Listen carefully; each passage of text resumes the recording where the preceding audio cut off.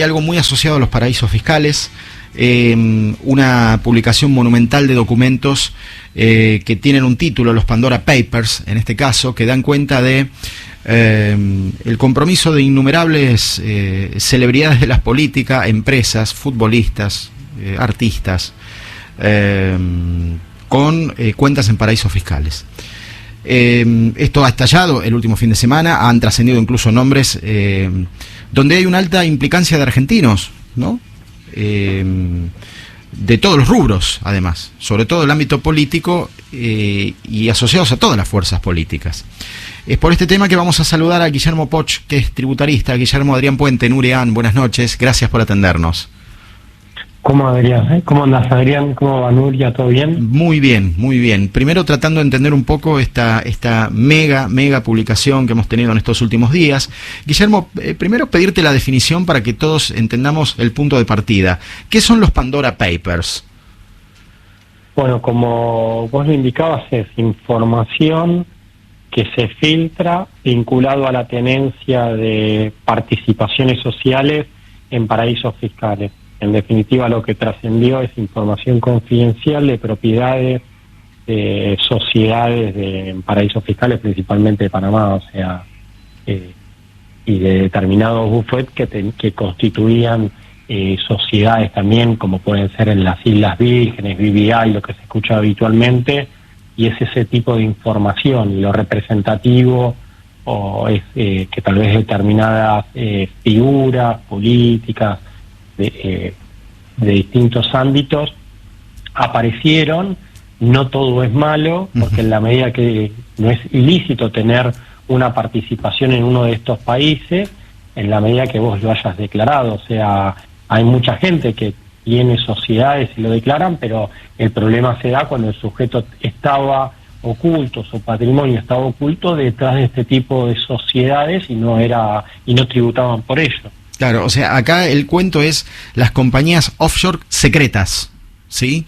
Totalmente, ocultas, llamarlas de alguna manera, o a veces no siempre el estar en ese listado es algo que tiene que ser calificado como una evasión, porque si la persona estaba tributando correctamente, ningún problema. El tema o que se puede llegar a suscitar es que si el sujeto tiene una sociedad y no estaba tributando sobre ese patrimonio o esa renta, o sea, por sí mismo no es algo que sea 100% negativo, o sea, esa es la interpretación que uno le tiene que dar de manera así sensata a esta situación.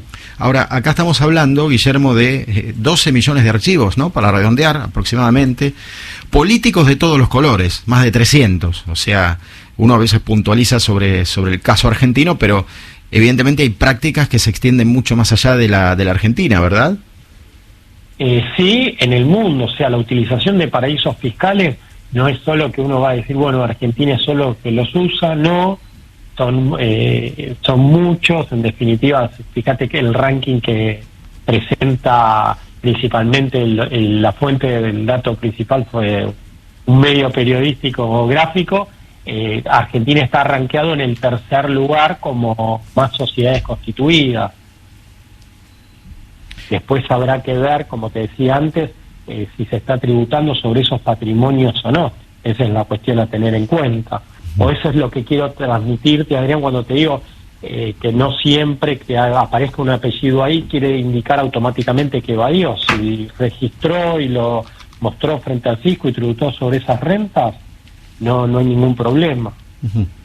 ¿Y qué es concretamente un lugar llamado paraíso fiscal? ¿Qué tipo de características tiene ese lugar? Como, bueno, entre las cosas que se publican la lista, las famosas Islas Seychelles, que en algún momento tuvieron notoriedad en otro tiempo, no sé, Dominica, Fiji, Guam, Palau, Samoa Americana, no sé, entre otros paraísos fiscales. Digo, ¿qué características tienen estos lugares, Guillermo? Un paraíso fiscal es que se llaman también de baja o nula tributación, ¿sí? Y en líneas generales es que vos estás pagando muy por debajo de lo que te debieras pagar radicado en tu jurisdicción, y siempre hay un determinado porcentaje medido respecto al impuesto a las ganancias de tu país, ¿entendés? O sea, el 60%, si vos pagás por debajo del 60% del impuesto a las ganancias argentino, se considera que estás en un país de bajo nula tributación.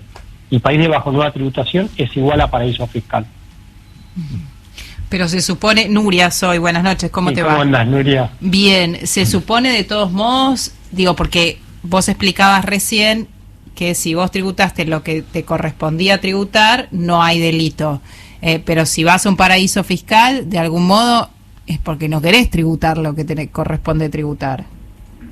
Sí, no, hay situaciones de que alguien utiliza esas estructuras porque presentan a veces legislaciones más flexibles, o tenés regímenes que te permiten ponerle una cesión o formalidades mucho más sencillas. El problema que se da es cuando vos no tributás en Argentina el impuesto a las ganancias o bienes personales. Pero a ver, por ejemplo, te pido, si podés, llevámelo al hecho concreto. ¿Qué facilidad te da un paraíso fiscal que, aunque vos tributes el impuesto a las ganancias, como mencionás, igual elijas tener tu plata afuera y no dentro del sistema bancario tradicional en una cuenta afuera porque no confías en Argentina, sino que elegís un paraíso fiscal? Mira, dentro de la tenencia de una sociedad en el exterior podrías tener tanto bienes, ponele como un portafolio, como inmuebles. Vos no querés ser responsable de lo que pasa dentro de un inmueble tuyo, de una propiedad, interponés una sociedad, como podrías interponer a una sociedad argentina para tener un determinado inmueble. Sí. Después, vos querés una determinada administración y no lo querés vincular con tu patrimonio. Sí. Lo utilizás a través de una de estas figuras. O sea, no siempre hay que asociar la utilización de este tipo de figuras con la evasión directamente. Claro. O sea, Argentina, constituir una sociedad te demanda un tiempo.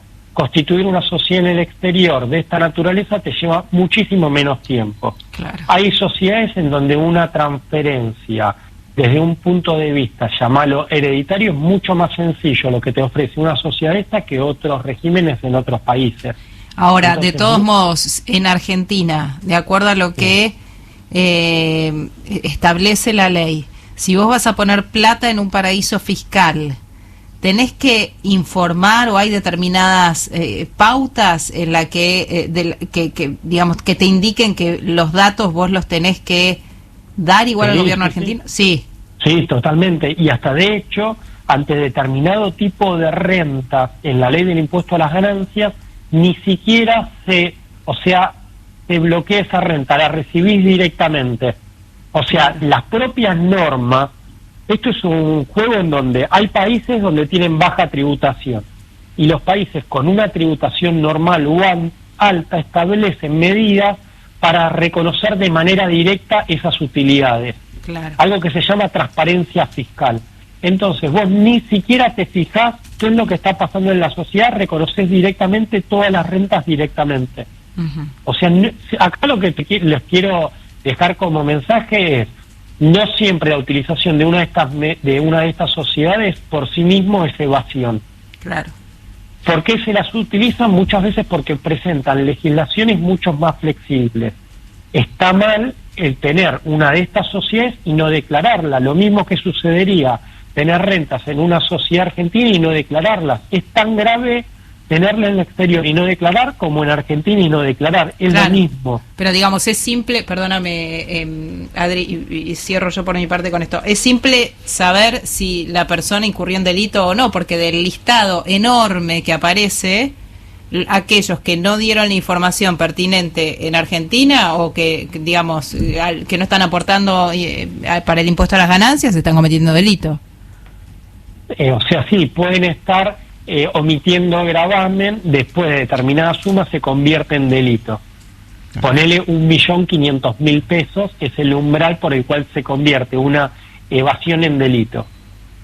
¿Qué tiene que hacer AFIP ahora, Guillermo? Algo que hace habitualmente, que es someter a fiscalizaciones, que lo hacen a diario. De hecho, pues el BBI envía información al fisco y el fisco es activo en ese sentido.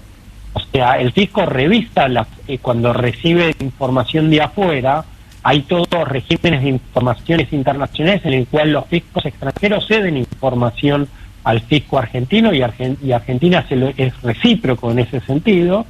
Lo que tenés es el accionar del fisco es a través de fiscalizaciones. Entonces vos decís, sujeto A tiene declarado esta sociedad que yo tengo informada, sí, está bien, no la declaró, no declaró las rentas, está mal, ajusto, venga y pague. Claro. Ese es el procedimiento. Ahora, hay gente de todo tipo, por supuesto que hay mandatarios, exmandatarios, jeques árabes, imagínense los volúmenes de dinero en ese caso, ¿no?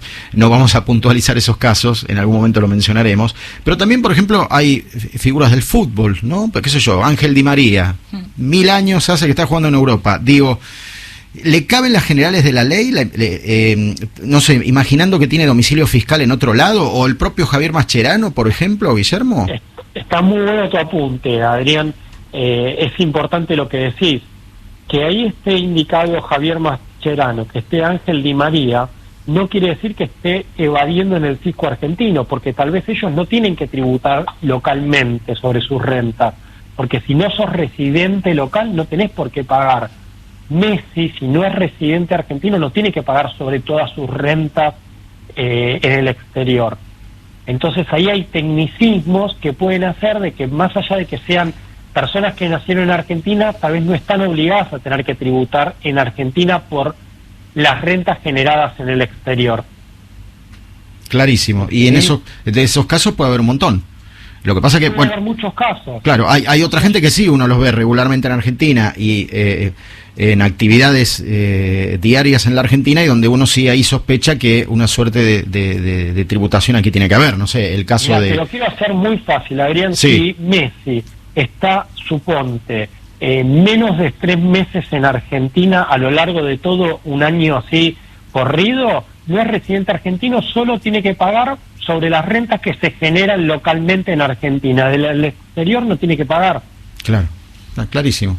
Clarísimo. O sea que es un trabajo, de todas maneras, Guillermo, desmenuzar esto, porque en la lista pueden aparecer un montón de personas, pero en la lista no es indicativo de que cometieron algo mal. Claro, hay que hacer una lectura. Claro, es clarísimo, Guillermo, es muy interesante lo que decís, porque el solo hecho de aparecer en la lista parece que es una lista de fugitivos que están en un submarino bajo el mar, escapándose. No necesariamente. Claro, no, claro. Además hay figuras. Vos podés armar una figura en la cual vos te desprendiste de tu patrimonio. Y el propio fisco tiene antecedentes en donde dice sobre esas figuras no corresponde tributar. Entonces hay que tomarlo, si apareció la persona, sí, tributó o no tributó, uno no tiene la posibilidad de saberlo, además que hay un secreto fiscal. O sea, hay secreto fiscal, el fisco nunca pudiese decir tal persona pagó o no pagó. Si lo hiciese se estaría cometiendo un acto que no estaría ajustado a derecho, porque hay un secreto fiscal. Clarísimo, Guillermo. Clarísimo.